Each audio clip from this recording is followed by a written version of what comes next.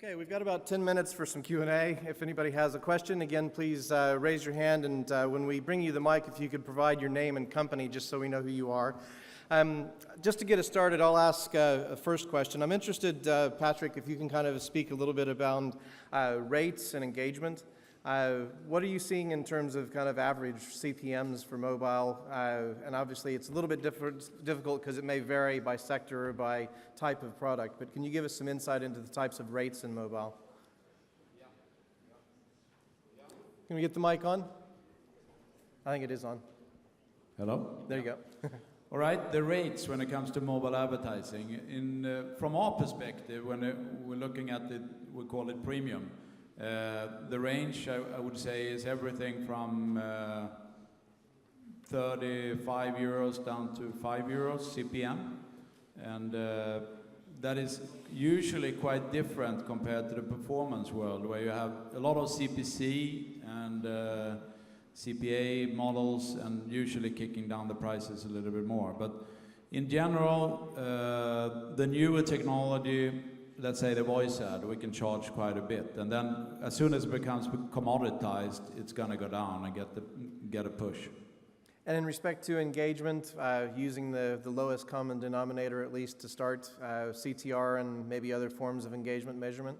Yeah, I think on the CTR level, I think an average is probably a little bit above 1% on all our ads, and but then we probably have a little bit higher in terms of the more rich media, the higher it is basically, and the smaller advertisers, the less it is, but on average 1%. How much of the click-through rate / engagement on mobile do you think is down to clumsy thumbs? Very little actually. Okay. Yeah.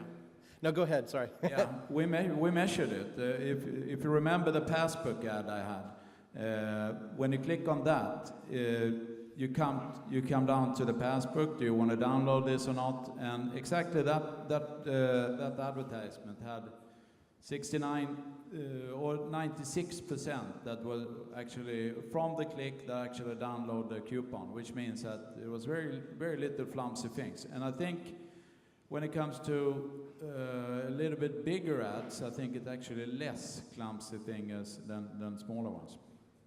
And Bill, on the kind of a similar subject, but I was interested not just in the CTRs that you were seeing, which is pretty amazing on the mobile side of things, but also just the driver in terms of higher subscriptions. Have you done any research into, is that customer different in age or in demographic or in size of firm? Is there anything in terms of, have you kind of tapped a new audience that you didn't have before that's driving it?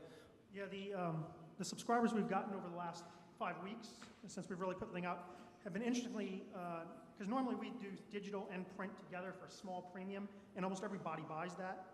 Over the last 5 weeks, it has been much more than 50% buying just digital only.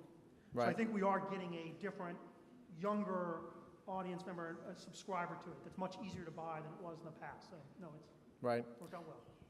And they're subscribing with a credit card, kind of click and shoot? Yeah, that's exactly it. Yeah, and our prices, we raised them, we changed from just showing the annual, and actually it was funny because I was the skeptical one, so my entire executive team makes fun of me, because our annual price was $2.99 and we changed it to $30 a month, and people they're actually paying a premium now, paying per month, but all we had to do was display it as a monthly price rather than annual price, and it worked. Right. And is there any intentions to kind of move into other offerings like video or kind of other more multi-platform or multi-media content now that you've got them kind of hopefully paying more attention to these screens? Yeah, when I joined the company in March, we were doing video, but it was not doing very well. And we were doing very professional. You had to be in a very closed room with great photography and everything else, but we weren't making any money, so we shut it down. Now that we've gotten the websites fixed and everything through it, I think we'll start to explore what can we do there. And we've gotten some requests from attorneys saying we'd like some of that information. I got to ask the question, any plans for lawyers in love on the mobile?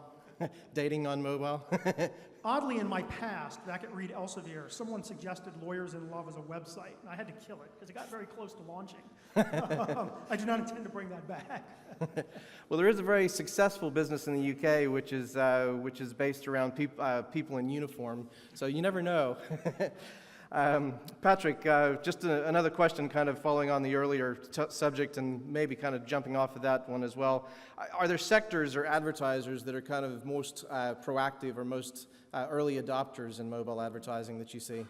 What we have seen is that it's very much about the solutions. It can actually vary in different markets, but a trend all over the world is pretty much that automotive is big, media companies in terms of movies and TV channels, they are usually big.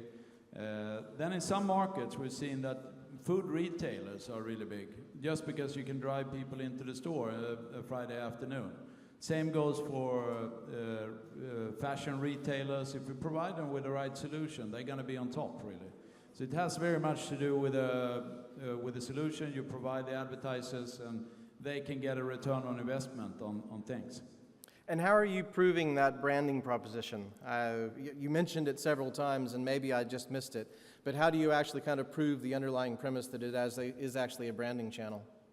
We actually, we try to talk a little bit less about the CTR, and we also offer our advertisers a follow-up campaign. So you're actually going to see you do one campaign or a questionnaire before the campaign and see what's the brand awareness and so forth.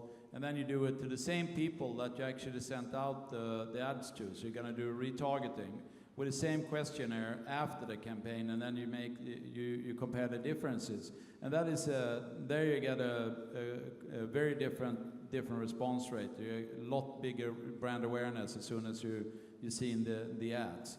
And then the other one is as soon as we can get some numbers get our hands on the sales numbers for retailers, for instance, and compare it to how we did the campaign, that's gonna be proof as well. And we try to work like that. Okay.